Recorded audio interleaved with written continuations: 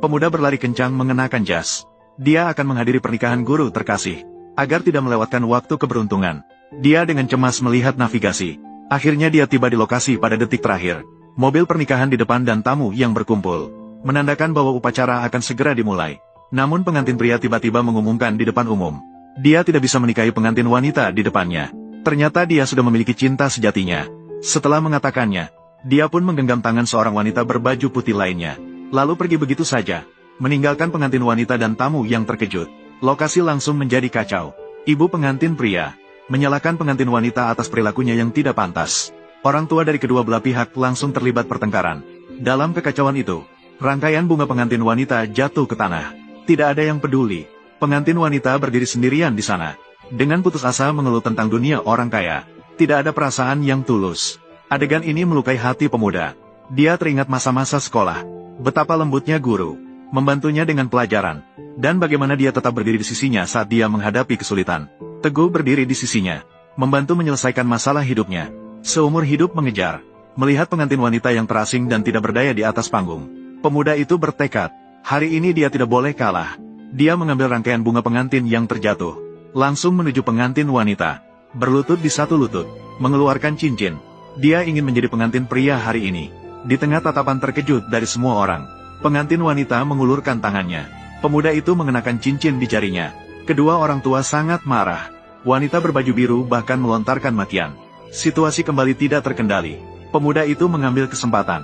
Dia menarik pengantin wanita dan berlari menuju mobil pernikahan. Keduanya melarikan diri di tengah pengejaran orang-orang. Memperagakan pelarian besar. Berhenti. Pemuda itu masih meminta maaf atas impulsifnya. Namun pengantin wanita itu malah melepas penutup kepalanya. Menunjukkan wajah yang sepenuhnya asing. Dia mengolok-olok pemuda itu. Dan juga kaki yang mengenakan sepatu hak tinggi. Terangkat. Saat pemuda itu kebingungan, teleponnya berbunyi. Yang menelepon adalah guru terkasih.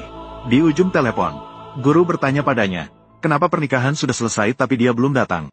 Pemuda itu baru menyadari. Dia salah pergi ke hotel. Salah mengambil pernikahan. Dia benar-benar terkejut. Melihat wajahnya yang panik. Wanita itu justru tertawa. Dia mendekat dengan tegas. Bertanya pada pemuda apakah dia ingin membatalkan. Pemuda itu terus-menerus membantah. Wanita itu mendekat ke telinganya. Mengingatkannya bahwa dia harus mengurus administrasi. Pemuda itu buru-buru menjelaskan bahwa dia salah. Dia bahkan mengeluarkan kartu gaji bulanan 3.000. Untuk membuktikan bahwa dia tidak layak untuknya. Wanita itu melihat nama perusahaan di kartu. Langsung menghubungi telepon direktur Zhang perusahaan. Dia memberitahu pemuda itu. Minggu lalu dia baru saja mengakuisisi perusahaan ini. Sekarang dia adalah bosnya. Dia menerima kartu gaji itu. Lalu menyerahkan kartu hitam kepadanya. Tanya dia tentang suami barunya. Apakah seharusnya dia membawanya pulang? Pemuda hanya bisa membawa wanita itu kembali ke rumah sewanya yang sederhana. Melihat ruangan yang berantakan, wanita itu tidak keberatan minum sedikit. Dia dengan canggung memasak semangkuk mie. Wanita itu mengambil satu suap, tersenyum dan berkata rasanya cukup enak.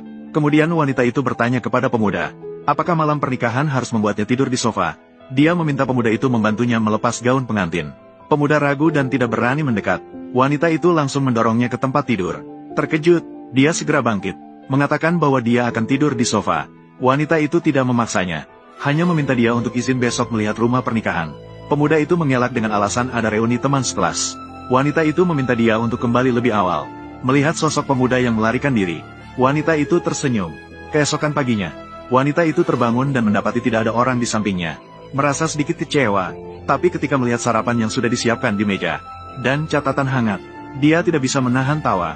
Pemuda bodoh ini, cukup perhatian juga.